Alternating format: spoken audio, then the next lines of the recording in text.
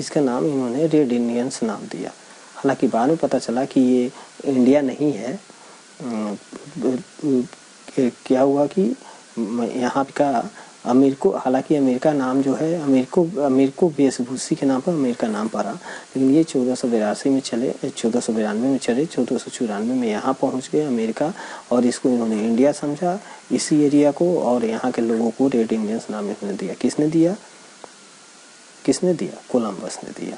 लेकिन फिर दोबारा हम अपनी जगह पे आते हैं। यहाँ पे क्या हुआ कि ये 1494 के बीच की बात थी, तो 1486 में 1400 चल के 1488 में आपको कौन बार्थोलोमिया जो है वापस गए थे ना, ये तो आपको ध्यान में है।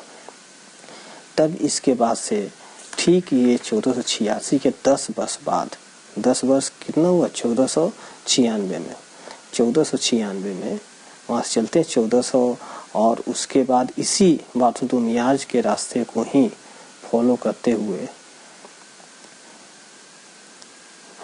हुए ये देखिए वास्को डी गामा साहब चलते हैं, 1497 में पहुंचे यहाँ पे, और केप ऑफ गुड आश्रम होते हुए यहाँ पे मोजाम्बिक पहुंचते हैं। मोजाम्बिक कहाँ है? यहाँ ये देखिए, यहाँ मोजाम्बिक है।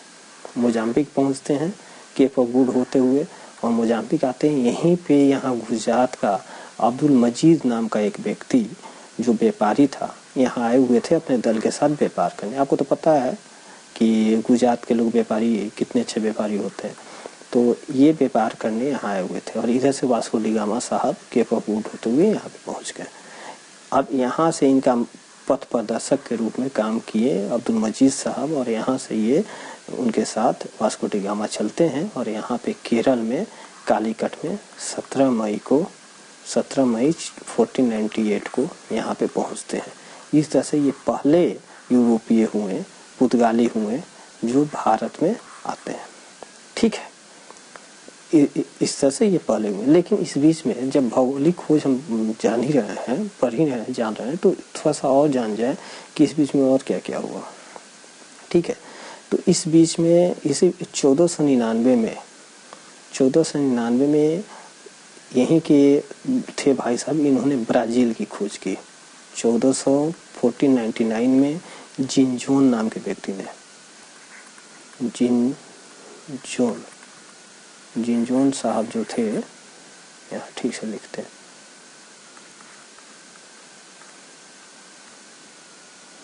जिनजोन, ठीक है।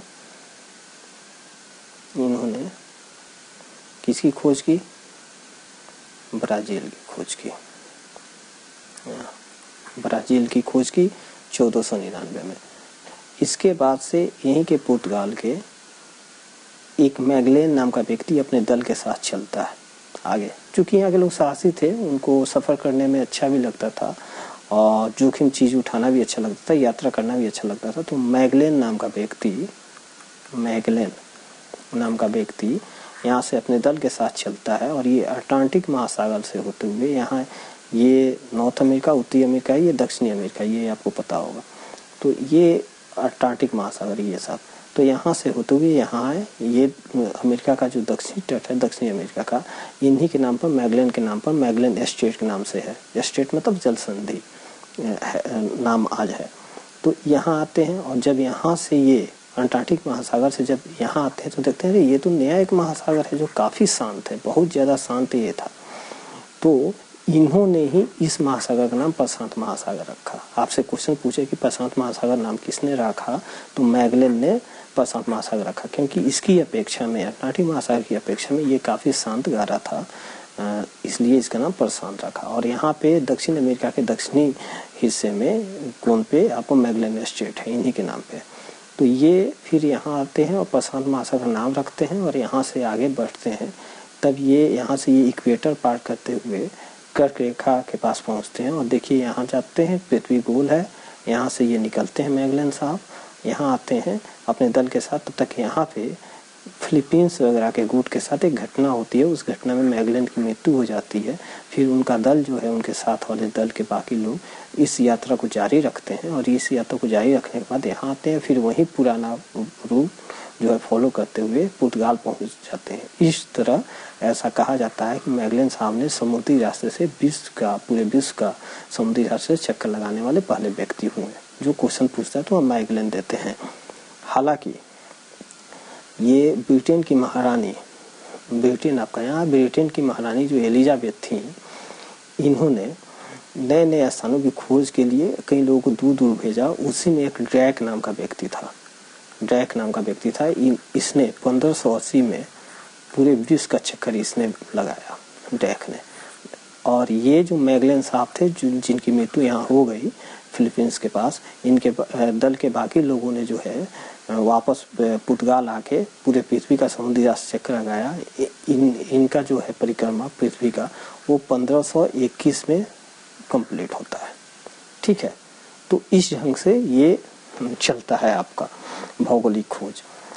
और यद्यपि ये भारत आने वाला, भारत की बात फिर से करें यहाँ पे, तो भारत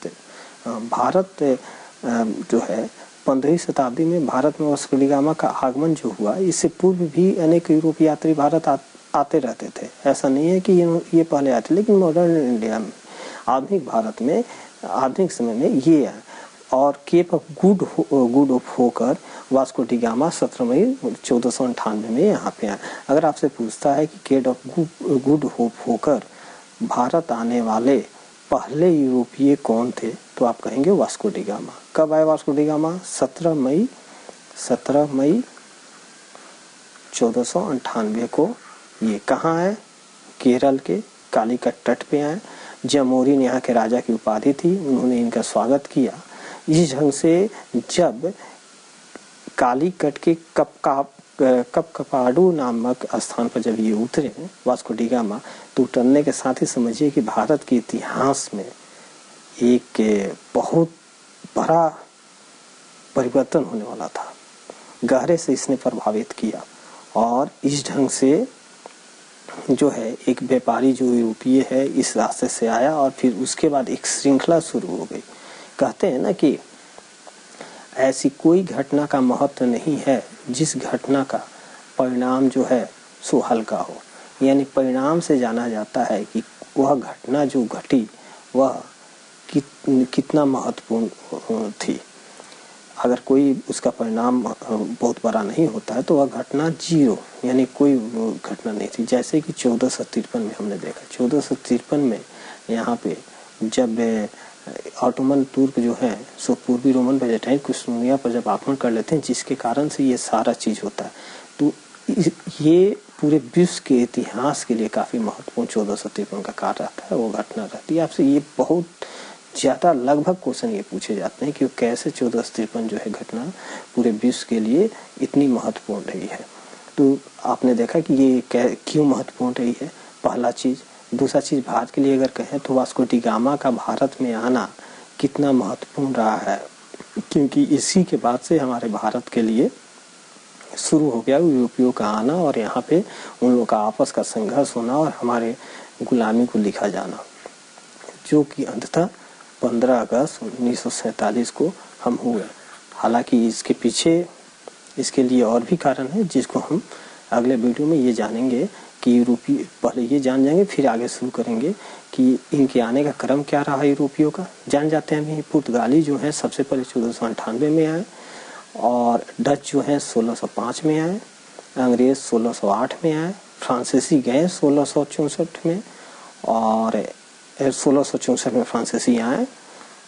और ये जाते हैं कब? डच सबसे पहले जाते हैं 17वीं एडी में, पहले दशक में ये जाते हैं। फ्रांसीसी जो है सो देखिए 1664 में ये आए, और फिर उसके बाद ये इनका जाने का क्रम रहा। 1763 में पहले कुछ गए, फिर 1964 में इन्होंने क्या किया कि जो इनके अंदर में एरिया था, क्षेत्र था फ्रांसीसियों के, कौन सा क्षेत्र था, तो पांडिचेरी जो भारत का एरिया, पांडिचेरी जो है भारत का, यहाँ आप इंडिया का मैप में आपको दिखाऊंगा, तो फिर पांडिचेरी और पुर्तगाल, पांडिचेरी और गोवा, ये दो ऐसे क्षेत्र थे जो कि अभी भी आज़ाद हो जाने के बाद भी ये विदेशियों के, यूरोपियों के कब्जे में थे। जैसे पांडिचेरी जो है फ्रेंच यानी फ्रांस के कब्जे में